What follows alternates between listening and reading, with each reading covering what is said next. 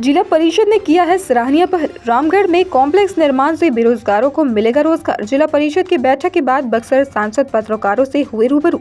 देश आज़ादी के बाद से रामगढ़ का इतिहास रहा है कि बीजेपी कभी चुनाव नहीं जीती है। एक बार गलती से बीजेपी रामगढ़ से चुनाव जीत गई, दूसरी बार रामगढ़ से भाजपा का खाता नहीं खुलेगा। रामगढ़ विधानसभा उपचुनाव में राष्ट्रीय जनता दल पार्टी के ही प्रत्याशी चुनाव जीतेगा। उक्त बातें गुरुवार को जिला परिषद के बैठक के बाद समाहरणालय परिसर में पत्रकारों से रूबरू होते हुए बक्सर सांसद सुधाकर सिंह ने कही। श्री सिंह ने कहा कि मैं जिला परिषद को धन्यवाद देने आया था कि मेरे द्वारा जो पिछले बैठक में प्रस्ताव लाया गया था कि रामगढ़ के एवं प्रखंड मुख्यालय में जिला परिषद द्वारा कॉम्प्लेक्स बनाने के लिए उसे मंजूर कर लिया गया। इसीलिए मैं सभी सदस्यों को धन्यवाद दिया। साथ ही संसद में कहा कि कॉम्प्लेक्स निर्माण हो जाने से रोजगार का सृजन होगा, यानी बेरोजगारों को रोजगार मिलेगा। वहीं सांसद में पत्रकारों के सवाल के जवाब देते हुए कहा कि बिजली मीटर जो लगाया जा रहा है वह नकली है, इसीलिए लोग विरोध कर रहे हैं, क्योंकि बिजली मीटर की खरीदारी कैसे की गई है इसका खुलासा हो गया है। उन्होंने कहा कि इस सरकार में कालाबाजारी एवं लूट खसोट की होड़ मची हुई है। संसद में पत्रकारों से कहा कि मैं जिला परिषद की बैठक में अभी शामिल रहता, लेकिन मेरे सांसद क्षेत्र में जरूरी कार्य आ जाने के चलते बीच बैठक से ही मैं जा रहा हूँ। बैठक बहुत ही महत्वपूर्ण बैठक थी, लेकिन एक संसदीय कार्य के चलते मुझे बक्सर जाना पड़ रहा है बैठक में।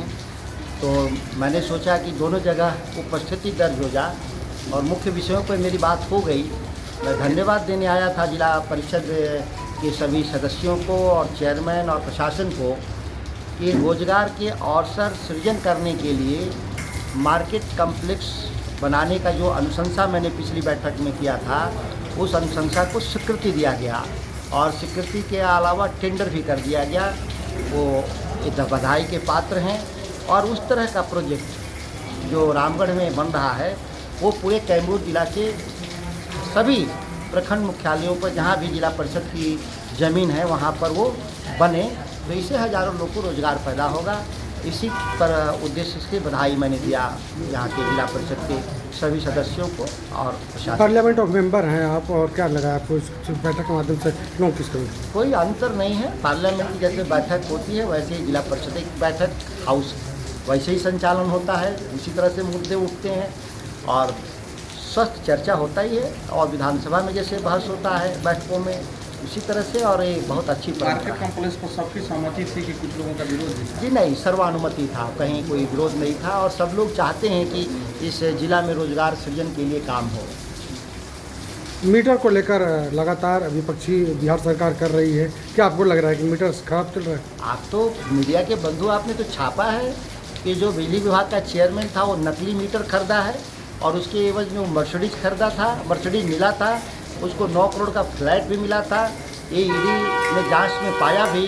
तो जो नकली मीटर बिहार सरकार जो खरीदा है वो कैसे लगाया जा सकता है? तकरीबन 40% ज़्यादा वो बिलिंग कर रहा है।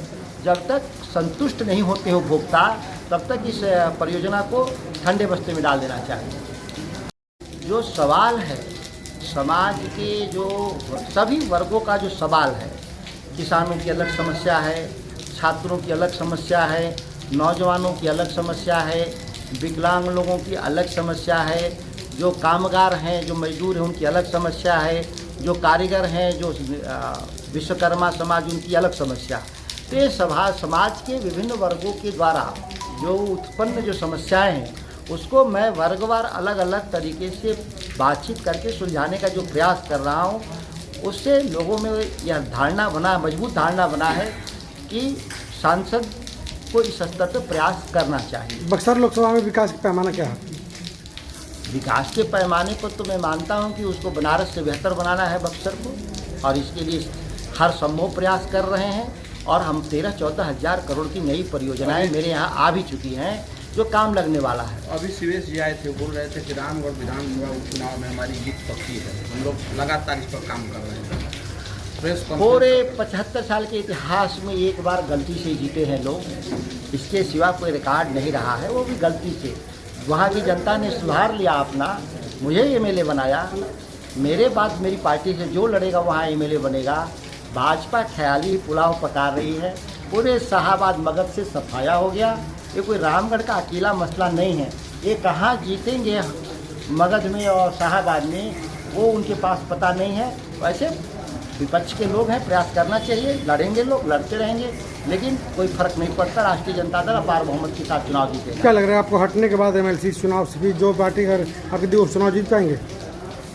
कौन लड़ेगा मेरी पार्टी की तरफ तय नहीं है, ये बात मैं बता रहा हूँ। किसी दल की तरफ से तय नहीं है, लेकिन जो लड़ेगा राष्ट्रीय जनता दल वो जीतेगा, ये गारंटी हमारी है। कैमूर से ब्रजेश दुबे की रिपोर्ट।